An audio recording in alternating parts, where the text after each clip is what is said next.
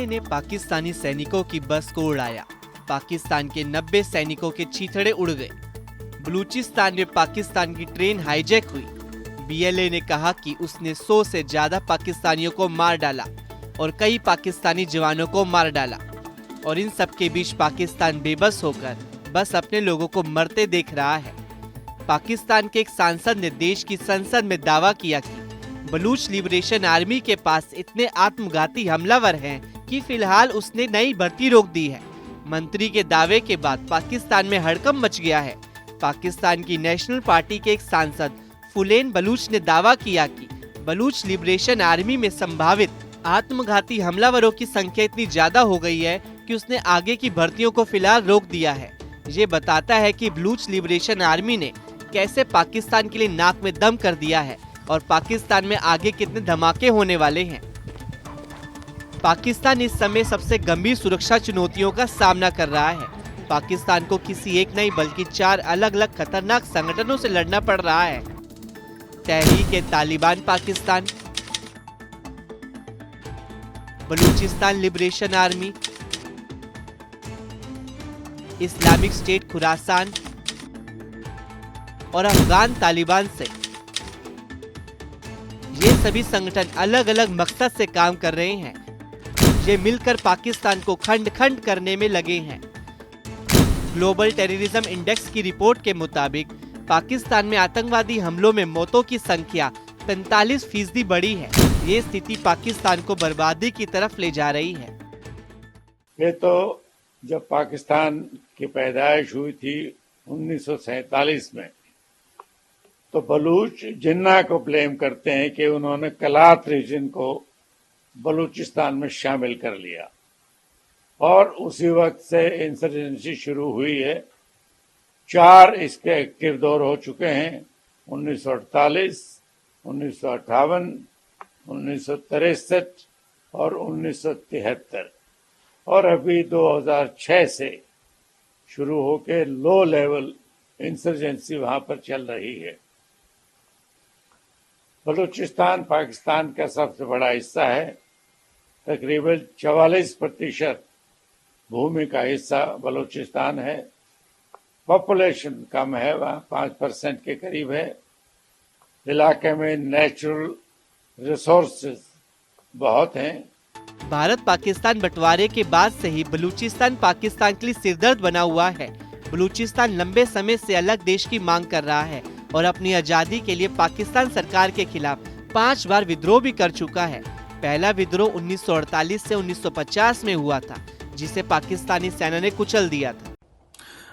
The recent incident of Jafar Express hijack that happened in Balochistan shows that Pakistan is getting weaker, whereas the Baloch freedom fighters are getting stronger and stronger by the time in Balochistan.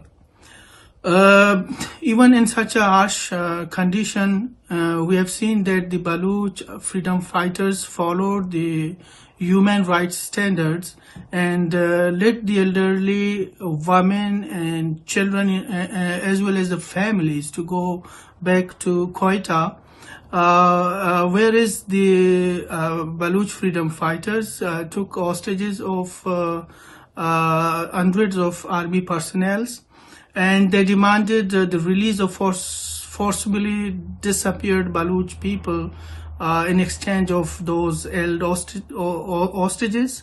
However, we have seen that the Pakistani government didn't show any seriousness. Tehrik-e-Taliban Pakistan ने हाल के महीनों में हमले में तेजी लाई है। अफगानिस्तान पर तालिबान के कब्जे के बाद TTP और मजबूत हुआ है। 2024 में इसके हमलों में 90% की बढ़ोतरी हुई, जिससे 558 लोगों की मौत हो गई। दूसरी ओर बलूचिस्तान लिबरेशन आर्मी ने हाल के महीनों में पाकिस्तानी सेना, सरकारी प्रतिष्ठानों और चीनी परियोजनाओं पर हमले तेज कर दिए हैं। ट्रेन हाईजैक, पाकिस्तानी सेना के काफिले पर हमला इसका सबूत है।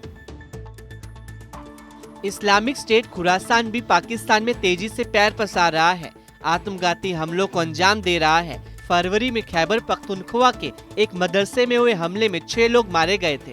इस संगठन का मकसद पाकिस्तान के शहरी इलाकों में अस्थिरता को फैलाना है। वहीं अफगान तालिबान खुद पाकिस्तान पर हमला नहीं करता, लेकिन वह टीटीपी को सुरक्षित ठिकानों और वित्तीय मदद दे रहा है। संयुक्त राष्ट्र की रिपोर्ट बताती है कि तालिबान टीटीपी को प्रशिक्षण केंद्र उपलब्ध करा रहा है।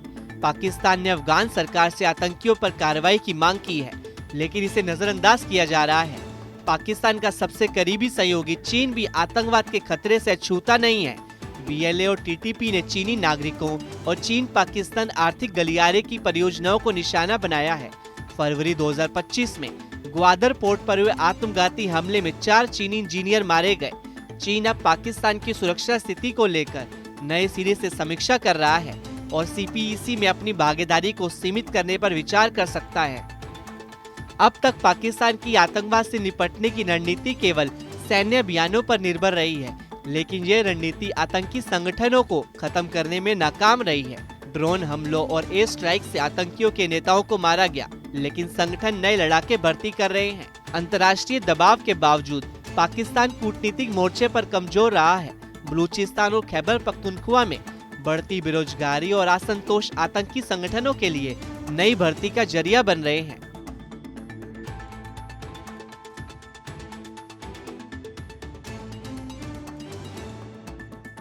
इस्लामिक स्टेट खुरासान भी पाकिस्तान में तेजी से पैर पसार रहा है, आत्मघाती हमलों को अंजाम दे रहा है। फरवरी में खैबर पख्तूनख्वा के एक मदरसे में हुए हमले में 6 लोग मारे गए थे। इस संगठन का मकसद पाकिस्तान के शहरी इलाकों में अस्थिरता को फैलाना है। वहीं अफगान तालिबान खुद पाकिस्तान पर हमला नहीं करता, लेकिन वह टीटीपी को सुरक्षित ठिकानों और वित्तीय मदद दे रहा है।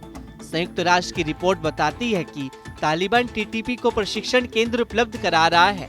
पाकिस्तान ने अफगान सरकार से आतंकियों पर कार्रवाई की मांग की है, लेकिन इसे नजरअंदाज किया जा रहा है। पाकिस्तान का सबसे करीबी सहयोगी चीन भी आतंकवाद के खतरे से अछूता नहीं है। बीएलए और टीटीपी ने चीनी नागरिकों और चीन पाकिस्तान आर्थिक गलियारे की परियोजनाओं को निशाना बनाया है। फरवरी 2025 में ग्वादर पोर्ट पर हुए आत्मघाती हमले में 4 चीनी इंजीनियर मारे गए। चीन अब पाकिस्तान की सुरक्षा स्थिति को लेकर नए सिरे से समीक्षा कर रहा है और सीपीईसी में अपनी भागीदारी को सीमित करने पर विचार कर सकता है। अब तक पाकिस्तान की आतंकवाद से निपटने की रणनीति केवल सैन्य अभियानों पर निर्भर रही है, लेकिन ये रणनीति आतंकी संगठनों को खत्म करने में नाकाम रही है। ड्रोन हमलों और एयर स्ट्राइक से आतंकियों के नेताओं को मारा गया, लेकिन संगठन नए लड़ाके भर्ती कर रहे हैं। अंतर्राष्ट्रीय दबाव के बावजूद पाकिस्तान कूटनीतिक मोर्चे पर कमजोर रहा है। बलूचिस्तान और खैबर पख्तूनख्वा में बढ़ती बेरोजगारी और असंतोष आतंकी संगठनों के लिए नई भर्ती का जरिया बन रहे हैं।